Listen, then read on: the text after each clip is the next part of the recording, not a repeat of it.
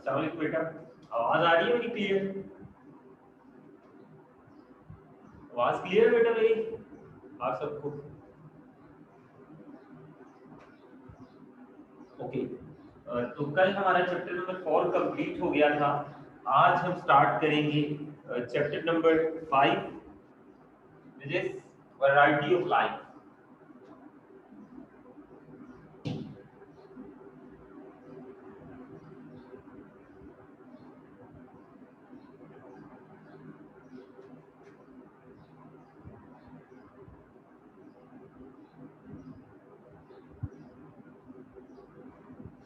Variety of life, life की variety. इस दुनिया में बहुत सारी इकसाम के लिविंग ऑर्गेनिजम्स पाए जाते हैं। इस दुनिया में मुख्तलिफ इकसाम के एनिमल्स हैं, मुख्तलिफ इकसाम के प्लांट्स हैं, मुख्तलिफ इकसाम के फंजाई हैं, मुख्तलिफ इकसाम के बैक्टीरिया पाए जाते हैं, प्रोटिस्ट भी बहुत सारी इकसाम हैं। तो इस दुनिया पर लिविंग ऑर्गेनिज्म की एक बहुत बड़ी वैरायटी पाई जाती है। वैरायटी में इकसाम पाई जाती है, ठीक है। तो हमने वो वैरायटीज ही पढ़नी है इस चैप्टर में, और इससे ऑनवर्ड चैप्टर नंबर 10 तक लिविंग ऑर्गेनिज्म की वैरायटीज पढ़नी है, मुख्तलिफ इकसाम पढ़नी है। बेटा जो सबसे पहला टॉपिक जो आपके सिलेबस में शामिल है वो है इंट्रोडक्शन। इंट्रोडक्शन में आपने याद करना है क्लासिफिकेशन क्या होती है। क्लासिफिकेशन की डेफिनेशन आपको बताना चाहिए। What is classification?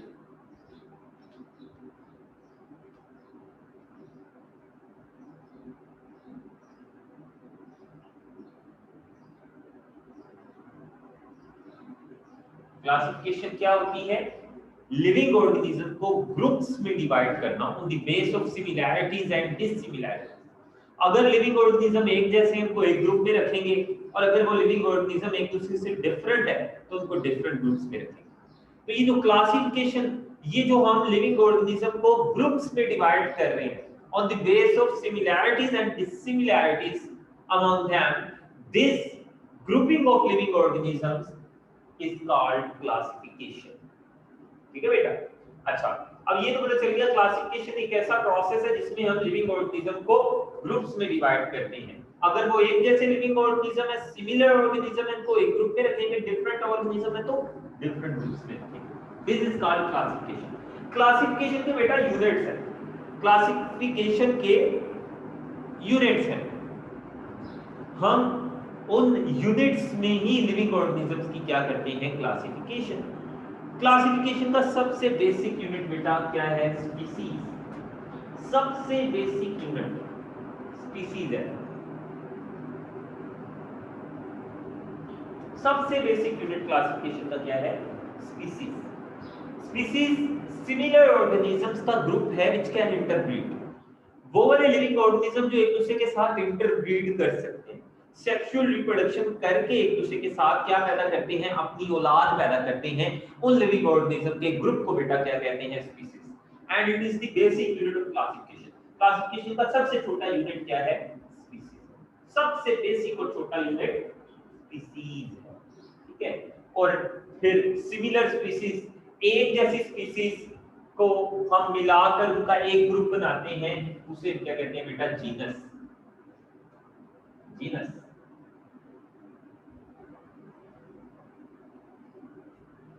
जीनस क्या है? सिमिलर स्पीसीज, जो स्पीसीज एक दूसरे से मिलती जुलती हैं उनको हम एक ही ग्रुप में रखेंगे, उस ग्रुप को क्या कहेंगे? जीनस। और बेटा सिमिलर जेनरा, सिमिलर जीनस जो होंगे, जो एक दूसरे से मिलते जुलते होंगे, उनका एक और ग्रुप बना देंगे। सिमिलर जेनरा को एक ही ग्रुप में रखेंगे, और सिमिलर जेनरा के मिलने से जो एक बड़ा ग्रुप बनता है उसे हम क्या कहते हैं बेटा? उसे हम कहते हैं फैमिली।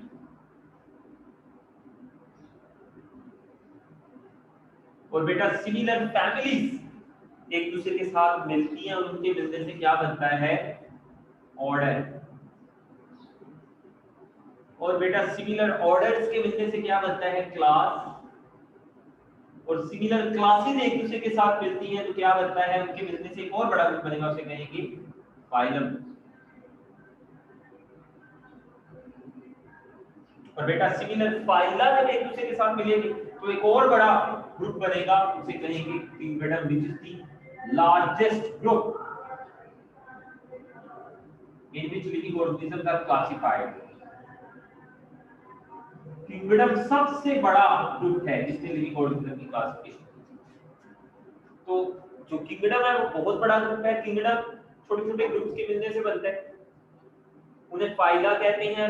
फाइला भी एक जो फाइलम है वो मजीद छोटे छोटे ग्रुप्स के मिलने से बना होता है, क्लासेस कहते हैं। और एक क्लास किसके मिलने से बनती है? ऑर्डर्स के मिलने से बनती है।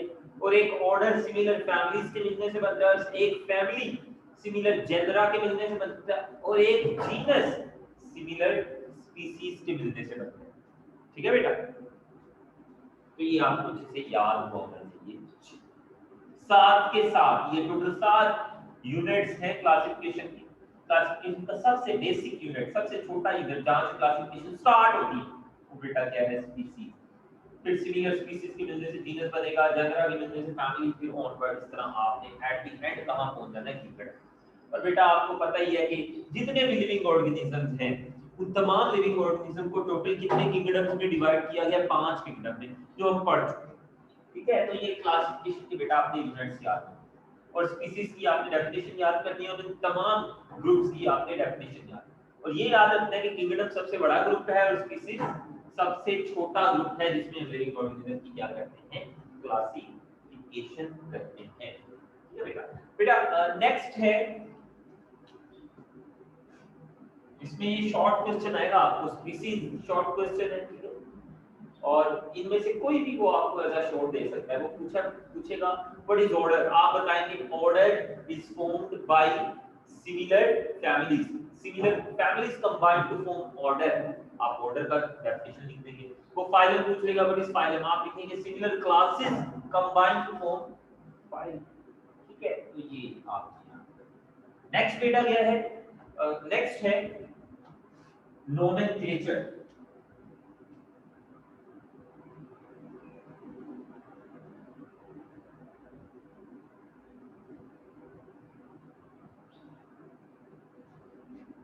नोमेनक्लेचर क्या होता है? जितने भी इस दुनिया में लिविंग ऑर्गेनिजम्स पाए जाते हैं उन तमाम लिविंग ऑर्गेनिज्म को साइंटिस्ट एक नाम देते हैं, उनका नाम रखते हैं, उसको कहते हैं साइंटिफिक नेम। तो लिविंग ऑर्गेनिज्म को साइंटिफिक नेम देने के मेथड को हम क्या कहते हैं? Nomenclature. It is a method to assign scientific name to each kind of living organism. हर किस्म के लिविंग ऑर्गेनिज्म को एक साइंसी, एक साइंटिफिक नेम देना, this method is called nomenclature. For example human, इंसान जो है, इंसान का साइंसदानों ने एक नाम रखा है, वो साइंटिफिक नेम है, उसे कहते हैं, इंसान का साइंटिफिक नेम क्या है? होमो सेपियंस। और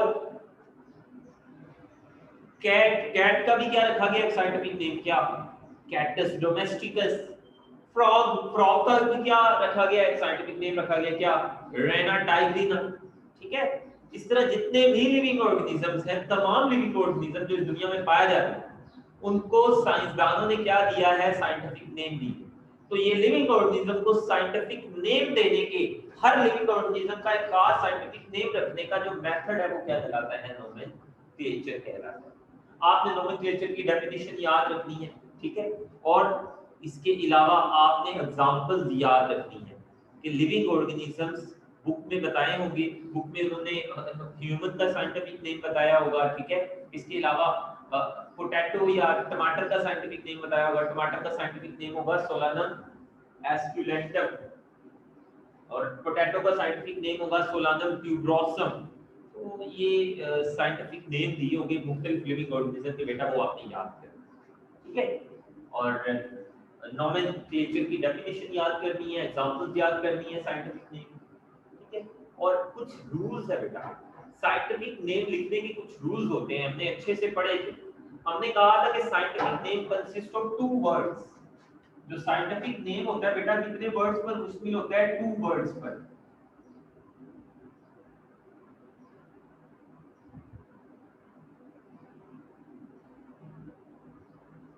Scientific name consists of 2 words.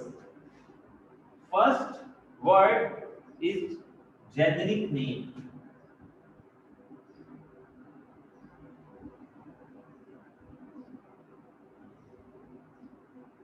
Second name is specific name,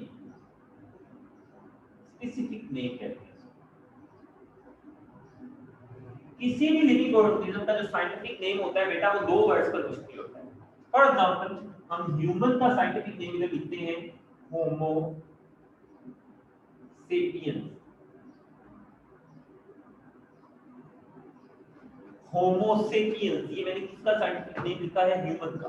देख सकते हैं आप, ह्यूमन का जो साइंटिफिक नेम है वो कितने वर्ड्स के मिलने से बना है? दो वर्ड्स के मिलने से बना है। जो पहला वर्ड होता है साइंटिफिक नेम का, उसे कहते हैं जेनेरिक नेम, और दूसरा जो वर्ड होता है उसे कहते हैं specific name. Generic name always start with capital letter. Generic name हमेशा किस लेटर से स्टार्ट होता है? कैपिटल लेटर से स्टार्ट होता है, जबकि स्पेसिफिक नेम हमेशा बेटा स्मॉल लेटर से स्टार्ट होता है। ये रूल्स है, साइंटिफिक नेम लिखने के कुछ रूल्स होते हैं, आपको उन रूल्स को फॉलो करना पड़ता है। अगर आप उन रूल्स को फॉलो नहीं करते तो फिर आपका साइंटिफिक नेम करेक्ट कंसीडर नहीं किया जाएगा, चाहे आपने उसके स्पेल्स ठीक लिखे हो। लेकिन अगर आपने साइंटिफिक नेम का ये जो पहला वर्ड है जेनेरिक नेम का अगर आपने पहला लेटर कैपिटल नहीं लिखा तो बेटा आपका जो नाम है वो गलत कंसीडर होगा, ट्रू कंसीडर नहीं होगा। और हमेशा बेटा साइंटिफिक नेम लिखते हुए एक बात का ख्याल रखना है कि साइंटिफिक नेम को हमेशा आपने क्या करना है? अंडरलाइन करना है। और साइंटिफिक नेम के दोनों वर्ड्स को बेटा अलग-अलग अंडरलाइन करना है, ठीक है?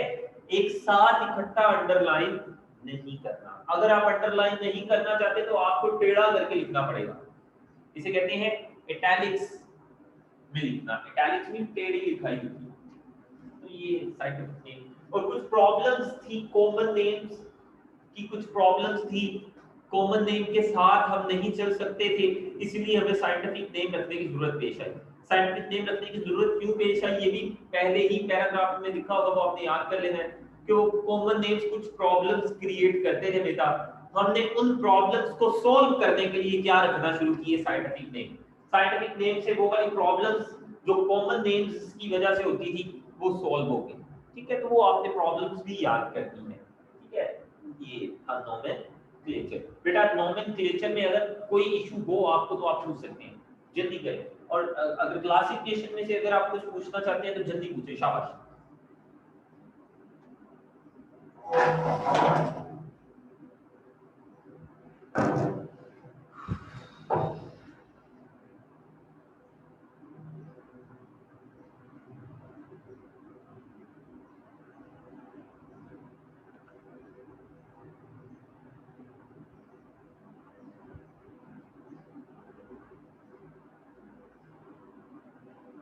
बेटा किसी ने कुछ पूछना है? क्लियर है?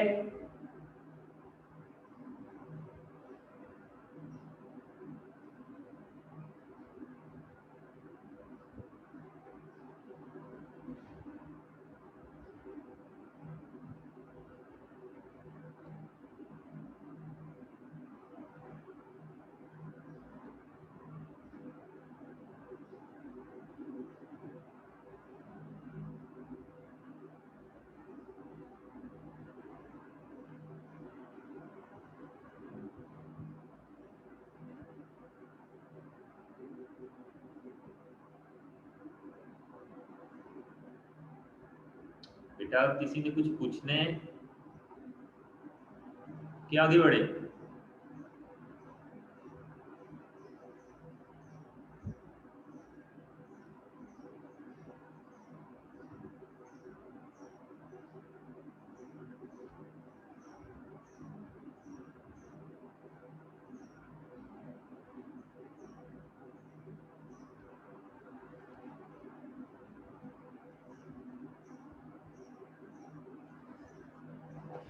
ओके बेटा फिर आगे बढ़ते हैं।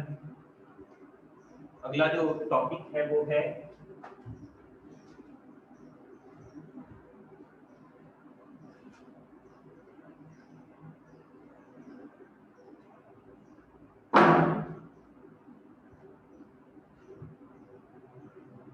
Five kingdom classification system.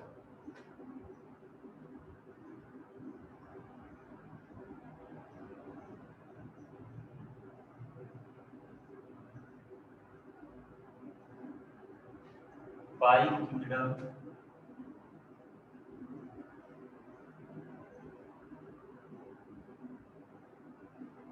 Classification system.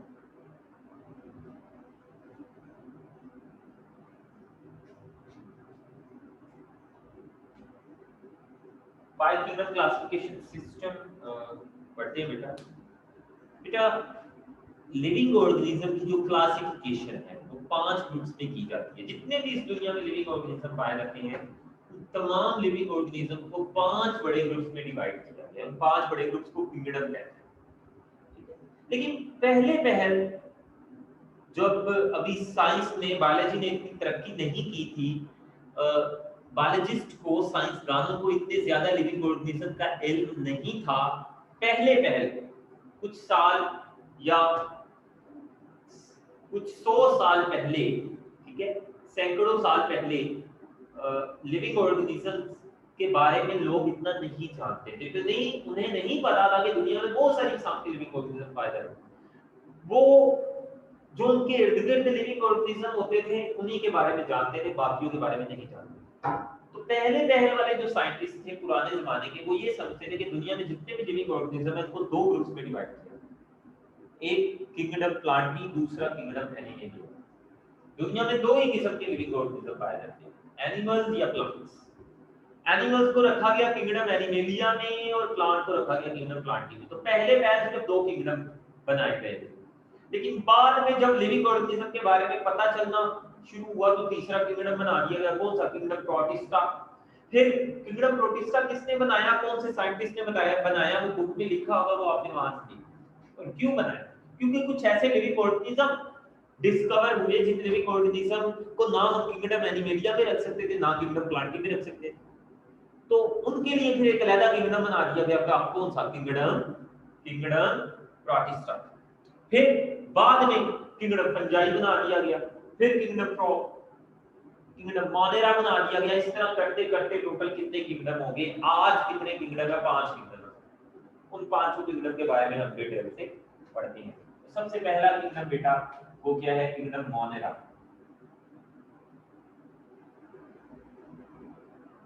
Kingdom Monera. आप सब जानते हैं कि किंगडम मोनेरा में हमने कौन से लिविंग ऑर्गेनिज्म रखे होते हैं बेटा? प्रोकैरियोटिक।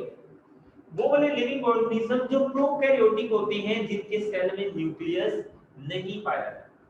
प्रोकैरियोटिक जो ऑर्गेनिजम्स होते हैं जिनकी बॉडी ऐसे सेल से बनी होती है जिसमें न्यूक्लियस नहीं होता।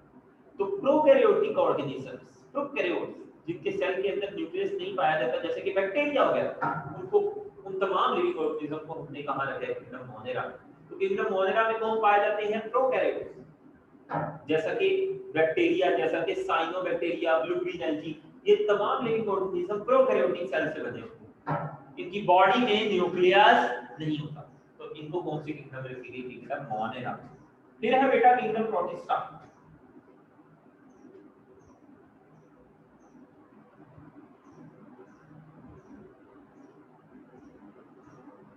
Kingdom protista. किंगडम प्रोटिस्टा बेटा इसमें यूकैरियोटिक ऑर्गेनिज्म को रखा है। लेकिन कौन से यूकैरियोटिक ऑर्गेनिज्म? यूकैरियोट तो एनिमल्स भी हैं, यूकैरियोट तो प्लांट भी हैं, यूकैरियोट तो फंजाई भी है। इसमें हमने सिंपल यूकैरियोटिक ऑर्गेनिज्म रखे हैं, बहुत ही जो सिंपल होते हैं। यूनिसेलुलर यूकैरियोटिक ऑर्गेनिज्म ऐसे यूकैरियोटिक ऑर्गेनिज्म जिनकी बॉडी सिर्फ एक सेल से बनी होती है, उसमें न्यूक्लियस होता है, इसलिए तो यूकैरियोटिक कह रहे हैं। तो यूनिसेलुलर यूकैरियोटिक ऑर्गेनिज्म को बेटा आपने कौन सी किंगडम रखा है? Kingdom protista. और कुछ simple multicellular organism, complex multicellular organism हमने इस किंगडम में नहीं रखे।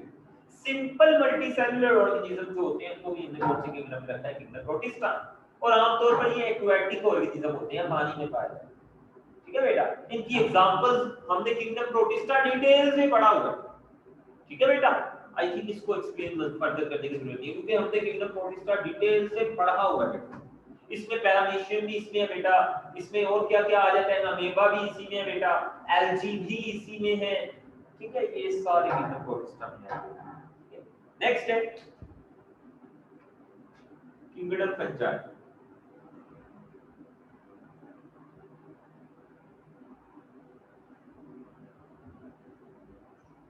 Kingdom fungi. किंगडम फंजाई में नाम से पता चल रहा है फंजाई रखे गए। अब फंजाई क्या होते हैं?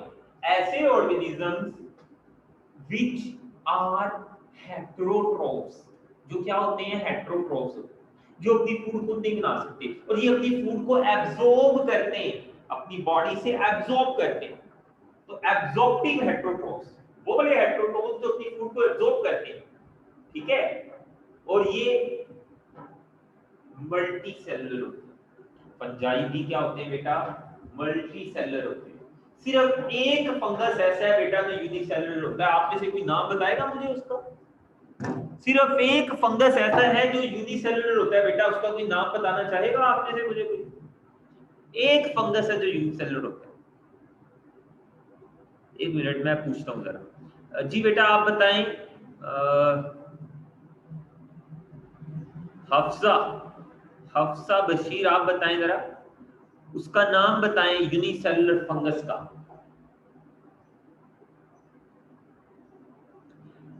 सिर्फ एक ही फंगस ऐसा है जो यूनिसेलुलर होता है, बाकी सारे फंजाई मल्टीसेलुलर होते हैं। जी हफ्सा आप बताएं बेटा जरा।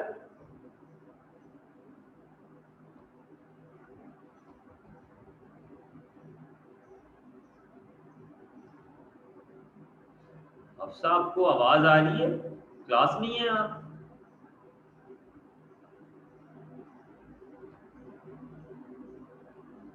आई थिंक कल भी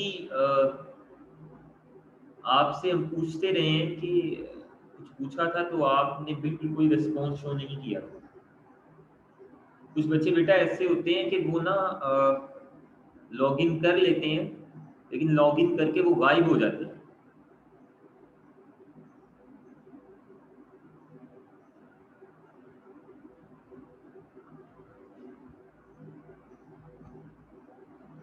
चलिए मोनिस ने बता दी है यीस्ट, ठीक है,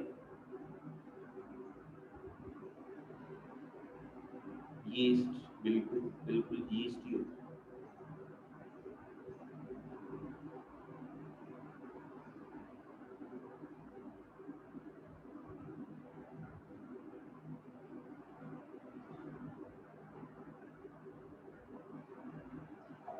यीस्ट बेटा, ठीक है, जो यीस्ट होता है वो यूनिसेलुलर फंगस होता है। तो तमाम के तमाम फंजाई जो कि हेटेरोट्रोफ्स होते हैं, जो एब्जॉर्प्टिव हेटेरोट्रोफ्स होते हैं, जो अपनी फूड को एब्जॉर्ब करते हैं और वो वाली फूड जो दूसरों से हासिल करते हैं, ये अपनी फूड को नहीं बना सकते, उन तमाम लिविंग ऑर्गेनिज्म को कौन से किंगडम में रखेंगे? किंगडम। नेक्स्ट है बेटा किंगडम प्लांटी।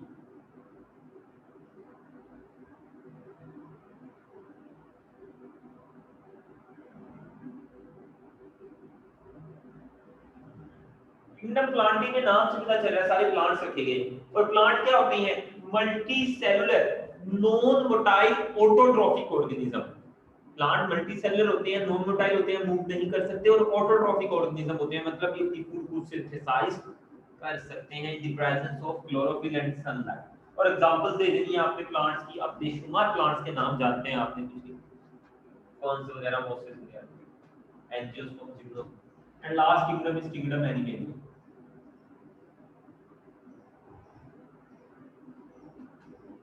किंगडम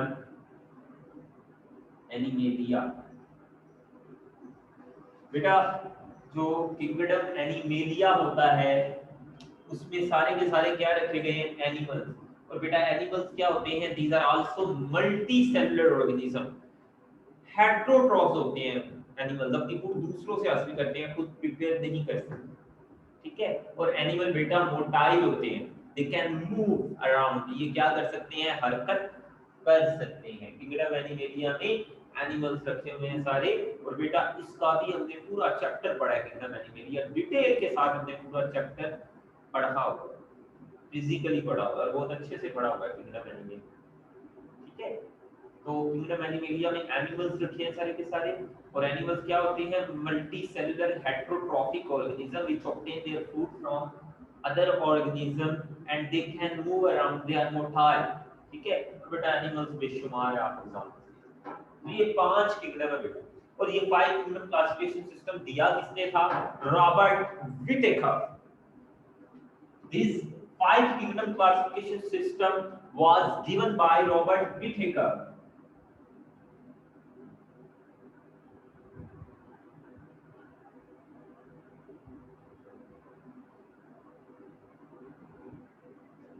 In 1967 या 69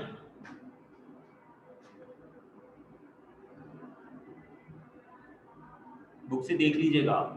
और फिर बाद में दो साइंटिस्ट और आए, मार्जुलेस एंड श्वार्ट्ज। उन्होंने क्या की, 5 किंगडम क्लासिफिकेशन सिस्टम में बेटा कुछ मॉडिफिकेशंस की। वो मॉडिफिकेशन इस टॉपिक के बिल्कुल एंड पर दी होगी बेटा, वो शॉर्ट क्वेश्चन है मॉडिफिकेशन, वो अच्छे से याद कर, ठीक है। 5 किंगडम क्लासिफिकेशन सिस्टम में आखिर में दो साइंटिस्ट आए। उन दो साइंटिस्ट का नाम क्या था, मार्जुलेस एंड श्वार्ट्ज। उन्होंने इस क्लासिफिकेशन सिस्टम में कुछ मॉडिफिकेशंस की। उन मॉडिफिकेशंस के बेटा आपने नाम याद रखने हैं, बिल्कुल एंड पर लिखा हुआ टॉपिक के वो मॉडिफिकेशंस के नाम। वो शॉर्ट क्वेश्चन और बहुत इंपॉर्टेंट शॉर्ट क्वेश्चन है, वो आपने अच्छे से याद करनी है मॉडिफिकेशंस। तो ये बेटा आपका ये वाला टॉपिक क्लियर हो।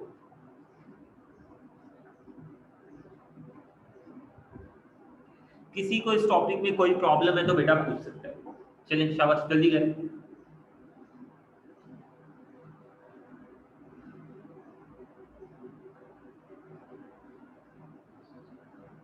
जी बेटा,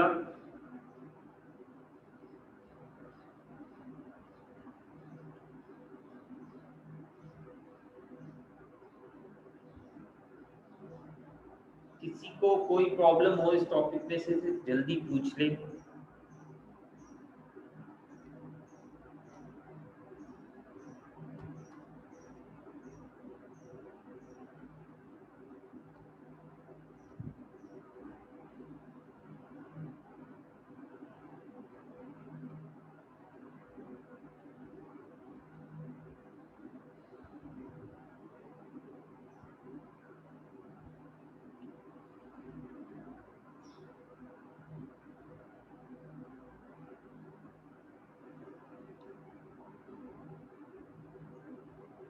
कोई प्रॉब्लम नहीं। इसके बाद है बेटा वायरस। वायरस के बारे में इंशाल्लाह अभी हम उस वायरस की कैरेक्टरिस्टिक्स पढ़ लेते हैं और उसकी डिटेल हम इंशाल्लाह हम कल से पढ़ेंगे। वायरस पढ़ेंगे और वायरस का लाइफ साइकिल पढ़ेंगे और वायरस से होने वाली कुछ बीमारियां पढ़ेंगे। आपका ये चैप्टर कंप्लीट हो जाएगा। कोशिश होगी कि कल आपका ये चैप्टर कंप्लीट किया जाए। अगर ना भी कंप्लीट कर पाए तो इंशाल्लाह मंडे वाले दिन आपका ये चैप्टर कंप्लीट हो जाएगा। Chapter number 5 virus.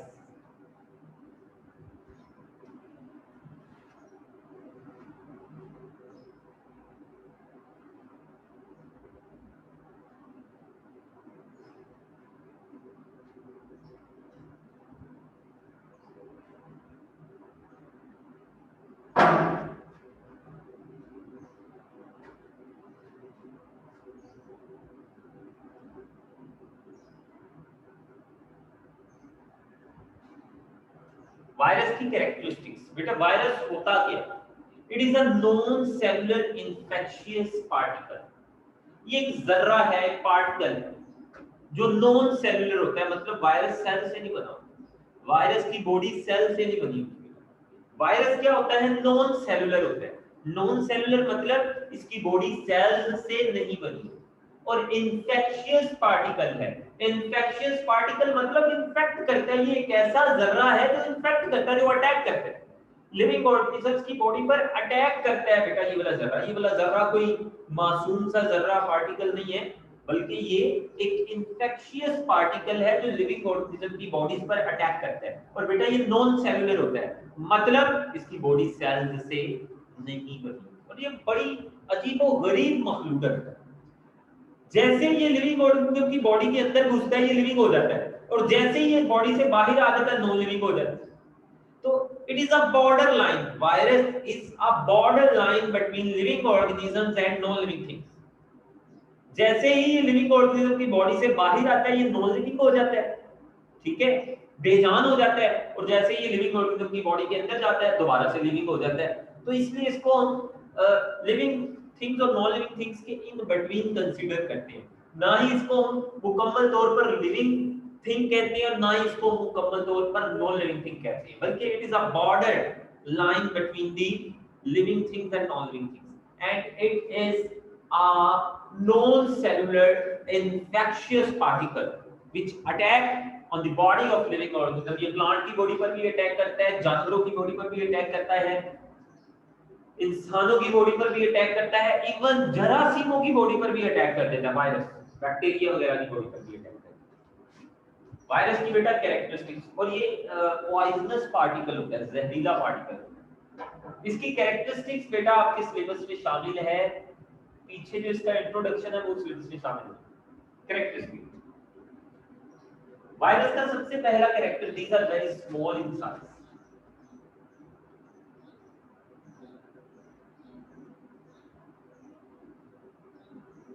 Small in, ये साइज में बेटा बहुत छोटे होते हैं, ठीक है, बैक्टीरिया से भी छोटे होते हैं। And they can pass filter paper, ये फिल्टर पेपर में से आसानी से पास कर सकते हैं, जिस फिल्टर पेपर में से बैक्टीरिया पास नहीं कर सकते ये उसमें से भी पास करते हैं।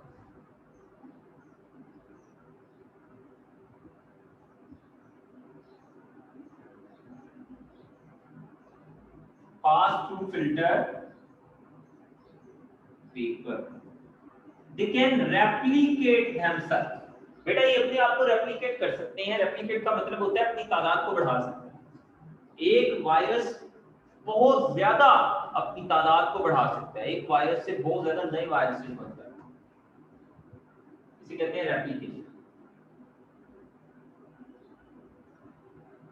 they can replicate themselves, ये अपने आप को रेप्लिकेट करते हैं, और ये लिविंग ऑर्गेनिज्म की बॉडी के अंदर रेप्लिकेट होती है बाहर के अंदर। और बेटा they lack enzymes, वायरस के पास कोई एंजाइम नहीं होता अपना, बल्कि वायरस अपने होस्ट के एंजाइम्स को यूज करता है खुद को रेप्लिकेट करवाने के लिए, अपनी तादाद बढ़ाने। और बेटा वायरस किससे बना होता है? इट कंसिस्ट ऑफ, वायरस बना किससे होता है ये जरा, consist of nucleic acid and protein. ये जरा न्यूक्लिक एसिड और प्रोटीन से बना होता है।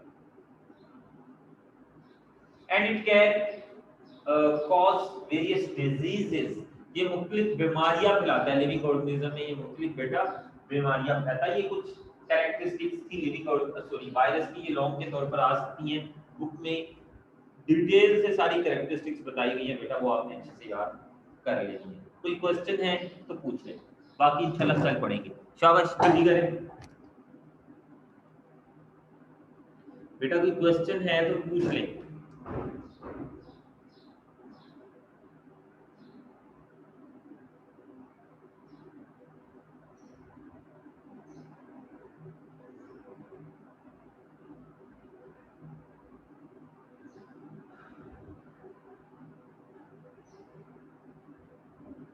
कोई क्वेश्चन नहीं है?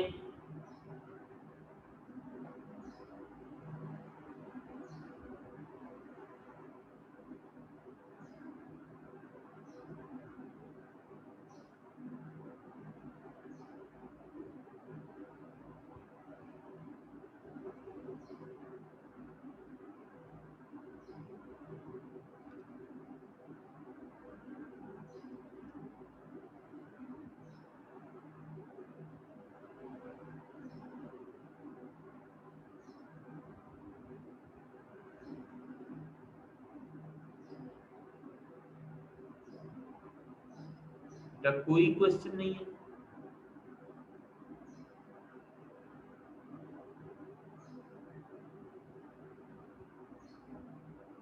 ओके बेटा, अल्लाह हाफिज, इंशाल्लाह बाकी कल पढ़ेंगे।